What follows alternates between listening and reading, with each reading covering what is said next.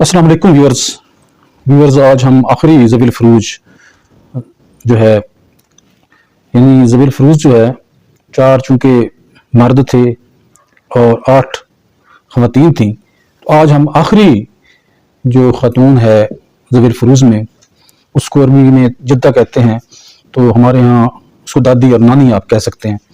तो दादी और नानी जो है वो आखिरी ज़बील फ़ुरूज के तौर पर हम आज उन पर बात करेंगे विरासत के हवाले से कि वो कब और किस सूरत में विरासत में हकदार बनती हैं, विरासत की हिस्सेदार बनती हैं। ये जो जद्दा है इसको 2 हिस्सों में तकसीम किया जाता है। एक जद्दा सहिया कहते हैं, एक को, और दूसरा जद्दा फासिदा कहते हैं। जद्दा सहिया जो है उसके अंदर आप दादी जो है उसको आप गिनते हैं कि यानी बाप की जो माँ है वो दादी है, दादा की माँ वो भी दादी है, और परदादा की माँ वो भी दादी है, परदादी की माँ भी जो है वो दादी कहलाती है। तो इस तरीके से जो वालिद से निस्बत होगी, वालिद की निस्बत से जो ऊपर जो उनकी दादी बनेगी उसको हम जद्दा सहिया कहेंगे। वो चाहे वो कितना हो हाई सोएवर, जिस तरह कहते हैं कि जितनी ऊपर तक जाएं लेकिन वो दादी कहलाएंगी। अब जो जद्दा फासिदा है वो माँ की निस्बत से होती है। जैसे माँ की माँ है तो वो नानी कहलाएगी, और नानी की माँ भी नानी कहलाती है, और परनानी की माँ भी नानी कहलाती है। लेकिन यहाँ नाना की जो माँ है उसको हम जिक्र नहीं करेंगे क्योंकि वो ज़वील अरहाम में आ जाते हैं, तो इसलिए वो आगे चल कर उन पर डिस्कस होगी। तो ये जद्दा सहिया और जद्दा फासिदा यानी दादी और नानी पर हमने बात की है। अब दादी और नानी जो है इनकी 2 हालतें होती हैं। एक होती है, पहली ये है कि एक बड़े अच्छे हिस्सा की ये वारिस होती हैं पहली सूरत में। दूसरी सूरत में ये महरूम हो जाती हैं। वो किस तरह महरूम होती हैं वो भी हम अभी आगे चल के बताएंगे।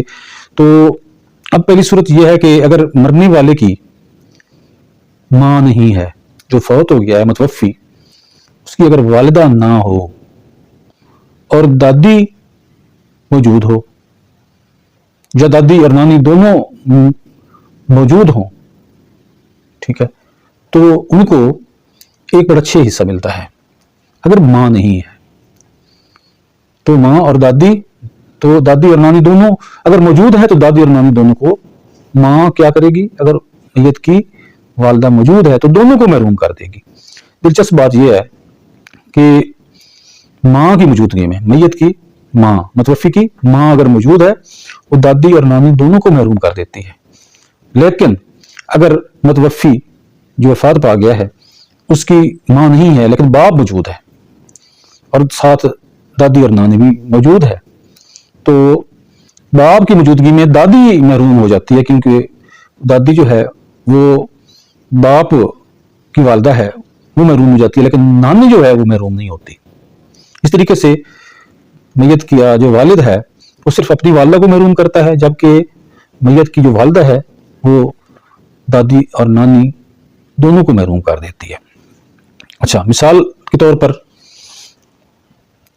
अब देखते हैं कि मिसाल एक देते हैं कि अगर माँ मौजूद है, दादी भी मौजूद है, नानी भी मौजूद है, तो चूंकि माँ मौजूद है तो माँ का एक बड़ा अच्छे इस तरह हिस्सा होता है, तो वो दादी को भी महरूम कर देगी और नानी को भी महरूम कर, दोनों महरूम हो जाएंगे।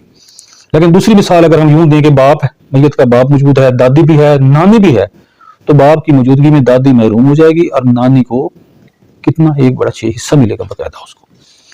तो एक सूरत ये है।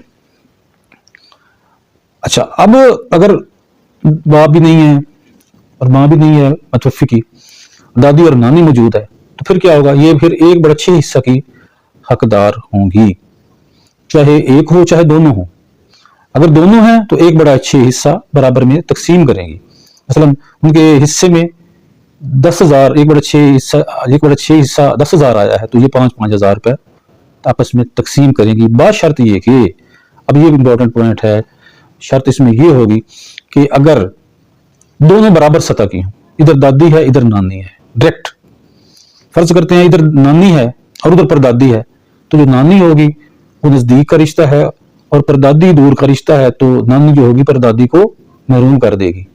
इसी तरीके से اگر ادھر دادی ہے اور ادھر پر نانی ہے تو دادی چونکہ نزدیک کا رشتہ ہے وہ موجود ہے دادی، تو دادی جو ہے پر نانی کو محروم کر دے گی، کیونکہ وہ ایک ریموٹ یا دور کا رشتہ جو ہے اس لیے دادی اس ایسی صورت میں نانی کو پر نانی کو محروم کر دے گی۔ تو آگے چل کے انشاءاللہ مختلف صورتیں ہوں گی، آگے اب ہم اسبات میں آئیں گے اس کے بعد۔ تو آج یہ نانی اور دادی دونوں کے بارے میں جو دونوں حالتیں تھیں وہ ہم نے دیکھی کہ کب ایک بڑے اچھے حصہ کی یہ مالک ہوتی ہیں، وراثت میں حقدار ہوتی ہیں، اور کب یہ محروم ہو جاتی ہیں۔ آگے چل کر اب اسبا جو ہے اسبات ہے اس میں ہم ڈسکس کریں گے۔ اب چونکہ ذوی الارحام جو ہے مکمل ہو گئے ہیں تو اب اسبات پر آگے چل کر بات ہوگی۔ اب تک کے جو شیئر اور جو ہم نے ان کی تقسیم بتائی ہے، اگر ان کو آپ ریپیٹ کر لیں گے اور اچھی طرح یاد کر لیں گے تو آگے بہت آسانی ہوگی۔ تو فیڈ بیک کا انتظار رہے گا، فیڈ بیک ضرور دیتے رہیے، اگر کوئی ضروری سوال ہے وہ ضرور پوچھتے رہیے اور اپنی رائے کا اظہار کیجیے۔ تو ہم یاد رکھیے گا۔ اللہ حافظ۔